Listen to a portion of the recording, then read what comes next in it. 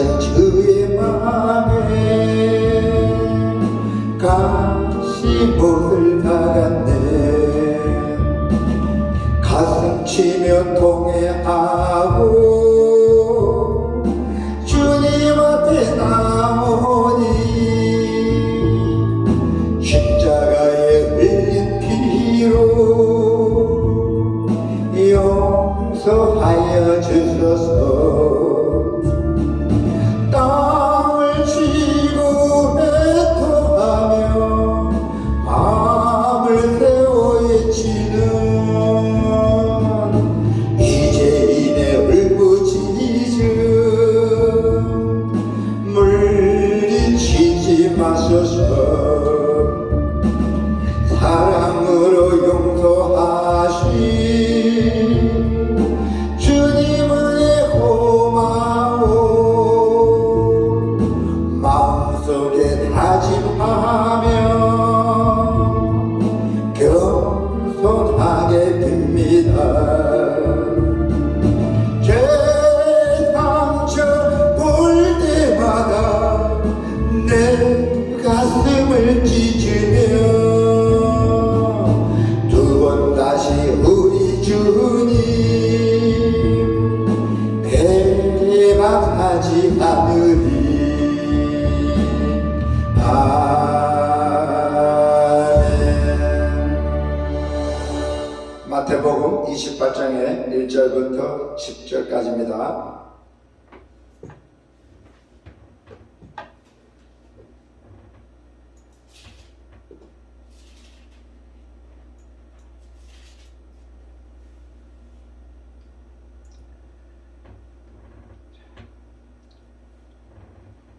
본문입니다. 28장의 1절부터 10절까지요.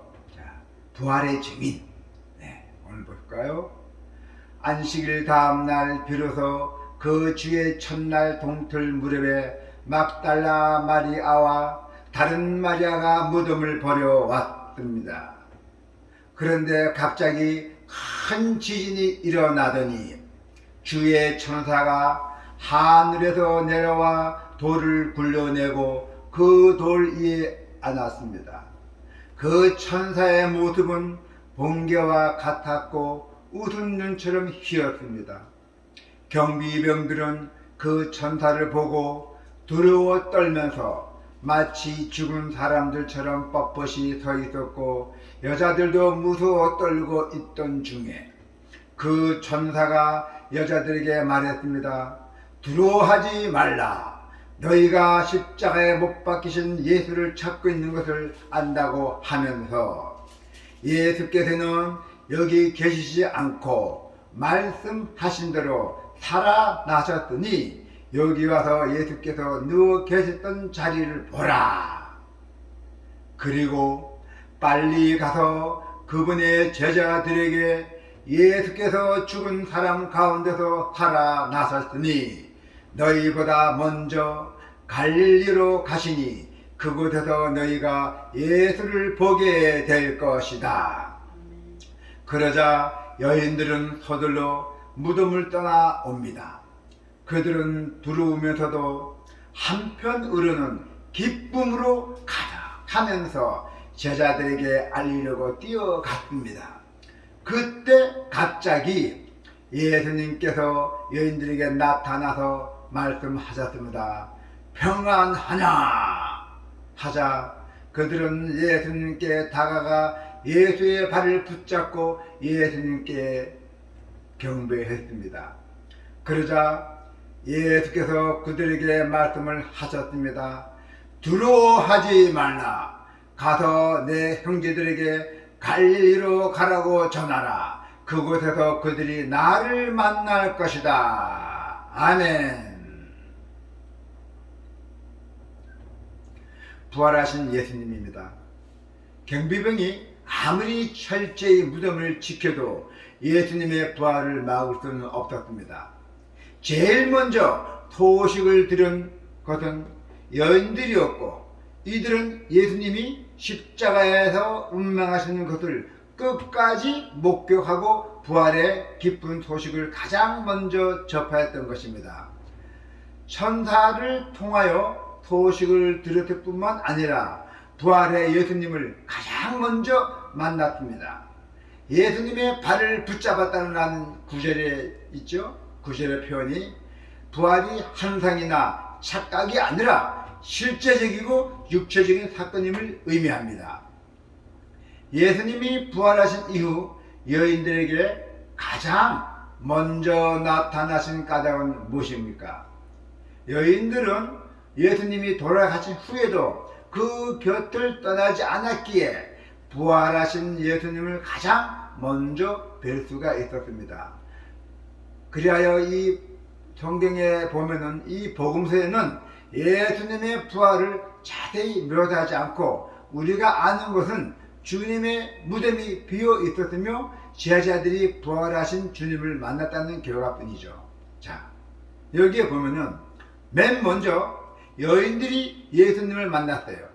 그리고 무덤에 간 여인들도 부활의 광경을 직접 목격하지 못하였고, 여인들은 안식 후에 첫날이 되려는 새벽에 무덤을 찾아왔으며, 그때 여인들은 전에 예기치 않게 천사를 만났고, 또 그 천사는 예수님이 누워있었던 무덤을 보여주었습니다.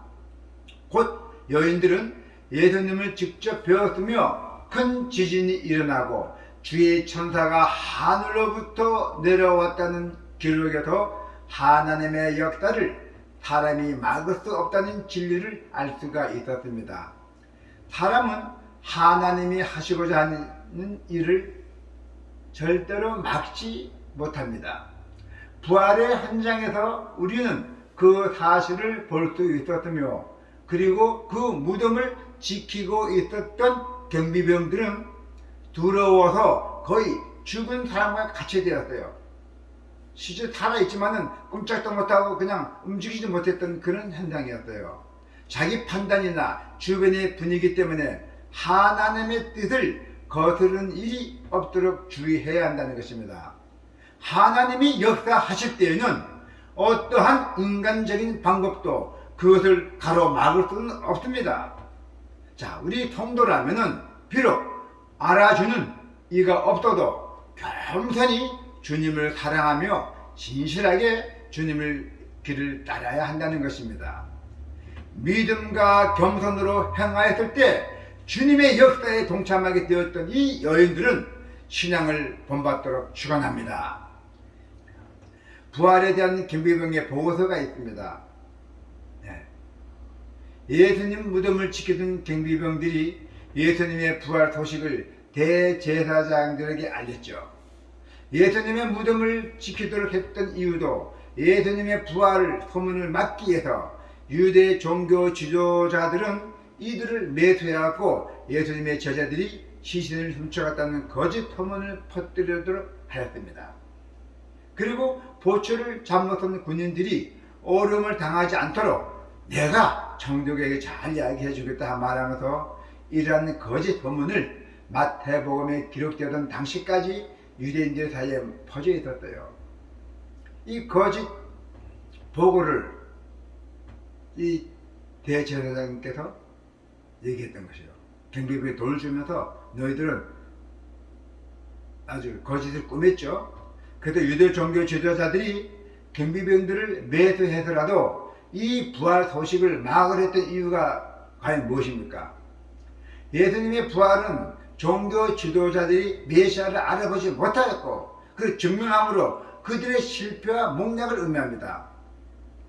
메시아를 알지 못했대요. 종교 지도자들이, 대제사장이라는 사람들이 자기 욕심이 가득 차갖고. 예수님의 부활은 명백한 증거가 있었고 경비병들과 여인들이 그 현장을 목격을 했던 것입니다. 하지만 대제사장들과 장로들은 예수님의 부활을 인정하지 않고 완악한 마음을 바꾸지도 않고 예수님의 부활 사실을 덮기 위해서 많은 돈이 필요하게 되었고 경비병들을 많은 돈으로 매수하였던 사건이옵니다. 자, 또한 경비병이 근무 중에 잠든 것은 사형을 당할 수도 있습니다. 청족에게 내가 잘 말해주겠다는 해유죄까지 썼죠. 그래서 종교 지도자들은 이처럼 끝까지 죄에서 돌이키지 않고 회개하지 않고 끝까지 거짓말 사람 속이고 끝까지 갔던 것입니다. 자기 자리를 지키려고. 메시아가 나타나면 대제사장들은 낮춰지니까 그랬던 것입니다. 자, 진실을 숨기려고 거짓에 더하는 이들이 많이 있었잖아요. 그 당시에 유대 지도자들은 예수님의 부활을 소식을 숨기기 위해서 거짓 소문을 퍼뜨렸으며 잠언을 비롯한 성경의 많은 본문은 지혜를 정직과 밀접하게 연관시키고 있습니다. 자, 잠언의 2장의 7절에 보면은 그는 정직한 자를 위하여 완전한 지혜를 예비하심에 행실이 온전한 자에게 방패가 되시나니, 그분은 정직한 사람들을 위해서 성공을 예비하시고 흠없는 사람을 보호해 주신다고 했어요. 누가 지혜가 있어 이런 일을 깨달으며 누가 총명이 있어 이런 일을 알겠느냐. 여호와도 도는 정직하니 의인은 그 길로 다니거니와 그러나 죄인은 그 길에 넘어지리라 했어요. 이 지혜로운 사람은 이 모든 것을 다 깨닫고 깨닫는 사람은 그것을 마음에 새겨 둔다, 그 뜻입니다. 여호와의 길은 올바르기 때문에 의인은 그 길을 따라서 살지만은 죄인은 그 길에 걸려서 넘어질 것이라고 말씀했습니다. 그래서 우리는 성경의 말씀대로 정직한 성도가 되어야 한다는 것입니다. 할렐루야. 제자들에게 사명을 주시는 예수님이잖아요. 부활하신 예수님은 제자들에게 나타나셔서 그들의 사명이 무엇인지 알려주셨습니다. 그들의 사명은 십자가 사건 이전에 그들이 기대했던 것처럼 세상 나라에서 권세를 누리는 것이 아니었고 하나님 나라를 위해서 헌신해야 한다는 사명이 가장 영광스럽고 귀한 것이라고 사명을 내렸던 것입니다. 모든 권세를 받으신 예수님은 제자들과 항상 함께 하실 것이라고 약속을 분명히 하시면서 하늘나라로 승천하셨습니다. 여러분도 오늘 부활절을 맞아요. 우리가 예수님의 공생애부터 생각하면서 또 예수님의 십자가의 그 우리 죄인들 위해서 피 흘림을 우리는 항상 오늘 꼭 이 날짜만 아는 것이 아니라 항상 우리가 예수님의 그 마음을 가다듬고 세상을 살아가기를 축원합니다. 네, 기도가 있겠습니다. 할렐루야. 하나님 아버지 감사 기도드립니다. 오늘 주님이 부활하신 날에 진정으로 감사드립니다. 아버지, 오늘도 저희들의 이 죄인들이 모든 것을 회개하면서 주님 앞에 나타나 또 이렇게 예배당에 나와서 예배를 드리고 주님의 부활절을 기쁨과 찬양을 부르고 있다오니 우리를 열람해 주시고 또 이제 부활하셔서 우리 모든 교회를 주님이 지켜주시고 우리 예수를 믿는 자들에게 다 큰 축복이 있을 것을 주님 우리에게 큰 일을 한번 그 기적을 한번 보여주시옵소서. 오늘도 내일도 항상 주님을 기억하며 우리의 마음에 간직하며 우리의 세상 길을 열두하겠습니다. 사랑이 풍성하신 예수 그리스도 이름으로 기도드립니다. 아멘.